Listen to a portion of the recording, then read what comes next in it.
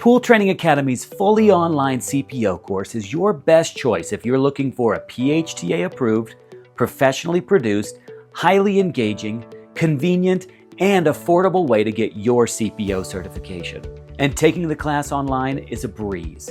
First, find your state and choose an exam date that works for your schedule. Please keep in mind that the online video module series is roughly 10 hours of content, so you'll want to choose an exam date that allows you enough time to complete that series beforehand. Once you've signed up, you'll receive a link to the Pool and Hot Tub Alliance website.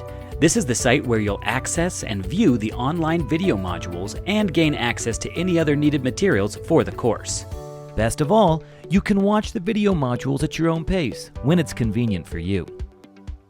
Shortly before the exam date, you'll receive an email containing links to a Zoom meeting scheduled on your exam day that will be hosted by your instructor, as well as the login credentials for the online testing site we'll be using to take the exam.